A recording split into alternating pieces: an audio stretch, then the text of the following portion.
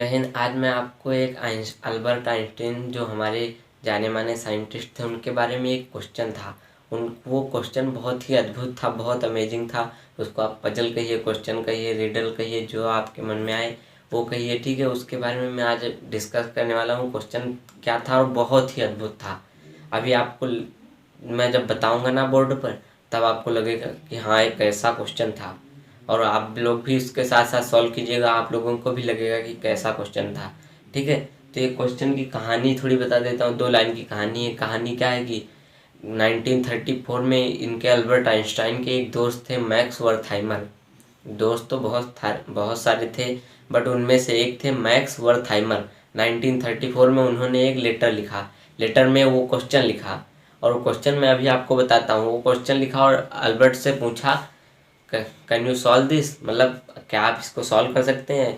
उन्होंने वर्थहाइमर ने अल्बर्ट से पूछा। और क्वेश्चन क्या था, क्वेश्चन मैं आपको बताता हूँ यहाँ पर क्या था वो क्वेश्चन। देखिए क्वेश्चन कुछ यूँ था कि एक पहाड़ी बनी हुई है ऐसे, ठीक है। पहाड़ी बनी हुई है ऐसे करके, ये पहाड़ी बनी हुई है, ठीक है। आप यहाँ पर एक कार खड़ी हुई है, ये कार बना देता हूँ मैं। एक कार है, ठीक है।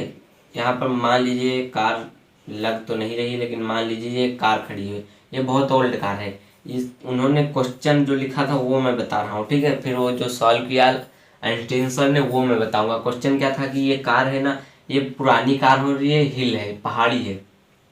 इसकी जो डिस्टेंस है वो 1 किलोमीटर है, ठीक है। यहाँ से ऊपर तक कितनी है, यहाँ पर लिख देता हूँ 1 किलोमीटर, ठीक है। यहाँ तक डिस्टेंस है, यहाँ से ये यहाँ से यहाँ तक है। ऊपर मैंने लिखा है सिर्फ, ठीक है। मिटा के यहीं लिख देता हूँ जिससे आपको समझने में आसानी हो। ये यहाँ से नीचे से जहाँ से गाड़ी स्टार्ट करती है चलना, वहाँ से 1 किलोमीटर है ऊपर की ओर, ठीक है।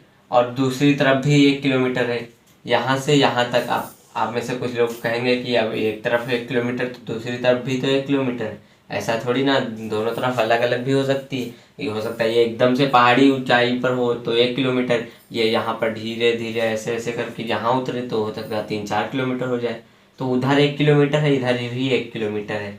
अब उधर 1 किलोमीटर चढ़ने में, इस कार को चढ़ने की स्पीड जो है वो 15 किलोमीटर पर आवर है, एवरेज स्पीड। ये एवरेज स्पीड है, ठीक है। एवरेज स्पीड कितनी है, 15 किलोमीटर पर आवर औसत चाल है। इस कार की औसत चाल है 15 किलोमीटर पर आवर, ये चढ़ने की है, ठीक है। अब चढ़ चढ़ तो गई, वहां पर उतरेगी तो उससे तेज स्पीड में उतरेगी। उतरेगी कि नहीं आप बताइए। अब यहाँ से चढ़ाने में देर लगेगी, उतरने में बहुत जल्दी हो जाएगा और बहुत ज़्यादा स्पीड में होगी। तो उन्होंने कहा अगर ये कार इधर से चढ़ने में 1 किलोमीटर में चढ़ने में 15 किलोमीटर पर आवर की स्पीड से चढ़ती है, तो आप उन्होंने पूछा मैं वर्थहाइमर ने कि उतर उस इस गाड़ी को उतरने में कितनी स्पीड चाहिए अगर उसकी टोटल यहाँ से यहाँ तक स्पीड 30 किलोमीटर पर आवर हो। 30 किलोमीटर पर आवर एवरेज हो, एवरेज स्पीड इतनी हो। अब फिर से मैं आपको बता देता हूँ ये क्या है क्वेश्चन। उन्होंने कहा इसकी लंबाई 1 किलोमीटर, ठीक है। ये गाड़ी कितने की स्पीड से चल रही है, 15 किलोमीटर पर आवर की स्पीड से ऊपर की ओर जा रही है।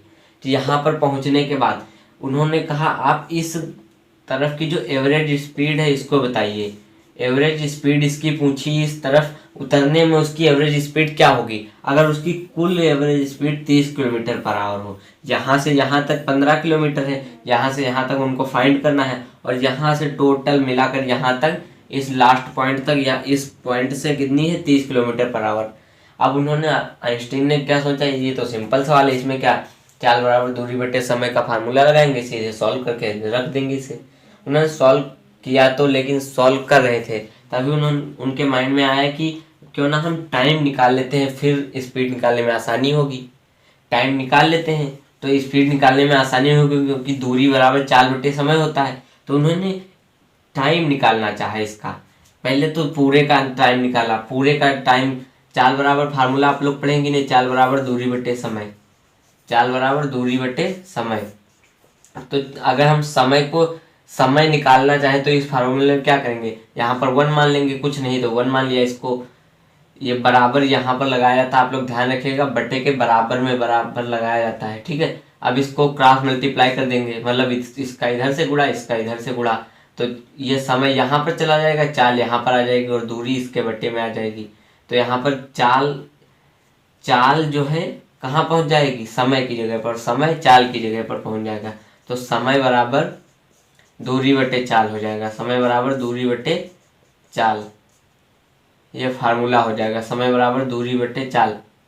अब उन्होंने क्या सोचा, पहले इस टोटल का निकालते हैं। टोटल में समय t बराबर मान लेते हैं कितना, दूरी कितनी है टोटल, देखिए यहाँ से यहाँ तक 1 किलोमीटर, यहाँ से यहाँ तक भी 1 किलोमीटर, तो दूरी कितनी होगी टोटल 2 किलोमीटर। अब एवरेज स्पीड कितनी है पूरे की, अब लेंगे यहाँ पर ये 15 नहीं लेंगे, क्योंकि ये 15 लेंगे तो इधर की भी तो लेना पड़ेगा, क्योंकि इधर पता नहीं है। तो हमको पूरे की एवरेज स्पीड दी गई है 30 किलोमीटर, तो इस पूरे की हम स्पीड लेंगे 30 किलोमीटर पर आवर, ये चाल। ठीक है, अब इसको डिवाइड करेंगे, कितना है 1/15 घंटे, ये घंटे में आता है 1/15 घंटे। अब इसको मिनट में कन्वर्ट करना है तो 60 से गुणा कर देंगे, 15 चौको 60, तो t बराबर कितना आ गया, 4 मिनट आ गया, 4 मिनट आंसर आ गया। t बराबर 4 मिनट, किस लिए, इस गाड़ी को यहाँ तक पहुँचने में टोटल कितना समय लगेगा, 4 मिनट। अब उन्होंने सोचा इस पूरे का तो निकल आया, अब इसका निकालते हैं। अब इसके लिए उन्होंने फार्मूला फिर वही लगाया, t बराबर क्या हो गया, दूरी बटे चाल, डिस्टेंस अपॉन स्पीड। तो इसके लिए डिस्टेंस कितना है, यहाँ तक केवल एक किलोमीटर, डिस्टेंस कितना है 1 किलोमीटर अपॉन स्पीड कितनी है, यहाँ से यहाँ तक की स्पीड कितनी है 15। अब इसको 1/15 किया, इसको 1/15 घंटे आ गए, इसको मिनट में बदलना, 60 से गुणा कर देंगे, 15 चौको 60, t बराबर कितना आ गया, 4 मिनट, कितना आ गया 4 मिनट। लेकिन रुकिए, यहाँ पर भी 4 मिनट आया है और यहाँ पर भी 4 मिनट आया है। मैंने पहले क्या किया था, यहाँ से यहाँ तक की टाइम निकाला था, यहाँ से यहाँ तक का टाइम निकाला था, उसका 4 मिनट आया, और यहाँ से यहाँ तक का भी टाइम भी 4 मिनट आया। अब यहाँ पर आइंस्टीन सर कंफ्यूज हो गए कि ये कैसे हो सकता है, मतलब उसको इस कार को इस पहाड़ी तक चढ़ने में भी 4 मिनट लगे और इस कार को इस पहाड़ी को पार करने में भी 4 मिनट लगे। ऐसा तो हो नहीं सकता। ऐसा तो हो सकता है कि यहाँ से यहाँ तक चढ़ने में 4 मिनट लगे, तो क्या यहाँ से यहाँ तक आने में 0 मिनट लगे, क्या 0 मिनट लग ही नहीं सकते। ऐसा कब हो सकता है, जब कार की स्पीड इनफाइनाइट हो, और ऐसी कोई कार बनी नहीं है जिसकी स्पीड इनफाइनाइट हो, ऐसी ही कार नहीं बनी जिसकी स्पीड लाइट से ज़्यादा हो, तो इनफाइनाइट कैसे हो सकती है। तो ऐसी कोई कार ही नहीं बनी जो इनफाइनाइट स्पीड से चल सके, तो वो इसको 0 मिनट में कैसे पहुंचेगी। तो वो भी कंफ्यूज हो गए, क्या कि उन्होंने क्या निकाला, यहाँ से यहाँ तक जाने में भी 4 मिनट लगेगा और यहाँ से पूरा इस हिल को पार करने में भी 4 मिनट लगेगा। तो ये इस क्वेश्चन का आंसर मैं बता दूं, इस क्वेश्चन का आंसर है इम्पॉसिबल। उन्होंने लिख दिया इम्पॉसिबल। ठीक है, अल्बर्ट आइंस्टाइन ने उस पत्र में लिखा कि आपने जो क्वेश्चन भेजा है इसमें टाइम का सही पता नहीं लगाया जा सकता, इसलिए हम इसकी एवरेज स्पीड नहीं बता सकते। इस क्वेश्चन का आंसर इम्पॉसिबल है, क्योंकि यहाँ पर टाइम बराबर आ रहा है। कैसे बराबर आ रहा है, देखिए टाइम का फार्मूला अगर हम इस फार्मूले से निकालेंगे समय का, तो दूरी बटे चाल हो जाएगा। तो हम अगर पूरे का समय निकालें, यहाँ से यहाँ तक कितना समय लगा, तो उसके लिए हम क्या करेंगे, दूरी बटे चाल, यहाँ से यहाँ तक 1 किलोमीटर, यहाँ से यहाँ तक 1 किलोमीटर, 2 किलोमीटर हो गया।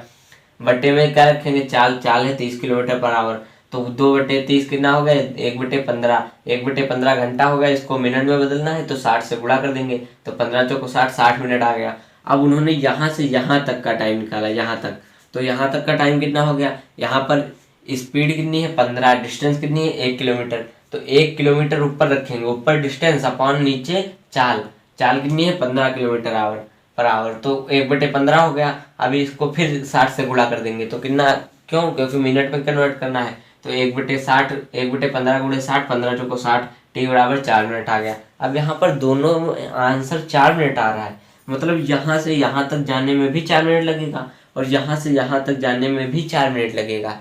ऐसा हो ही नहीं सकता। क्यों नहीं हो सकता, क्योंकि एक अलग अलग टाइम लगेगा, या तो यहाँ तक ही 4 मिनट लगेगा, या तो यहाँ से यहाँ तक ही 4 मिनट लगेगा, दोनों अलग अलग टाइम होंगे, इसलिए इस क्वेश्चन का आंसर इम्पॉसिबल है। ठीक है, तो ये थी the Einstein puzzle, the Einstein riddle जो आप कह ले। ठीक है, आई होप आप लोगों को ये समझ में आ गई होगी, और इसका आंसर भी इम्पॉसिबल है निकालना। और उन्होंने वर्थहाइमर को उस पत्र में लिखकर भेज भी दिया था कि दिस इज इम्पॉसिबल। ठीक है, तो आई होप आप लोग इसको समझ गए होंगे, आइंस्टाइन पजल को। तो आप लोग इसे अपने दोस्तों के पास शेयर कर दीजिएगा ताकि उनको भी इस आइंस्टाइन पजल के बारे में समझ में आ सके। ठीक है, मिलेंगे नेक्स्ट वीडियो में। जय हिंद।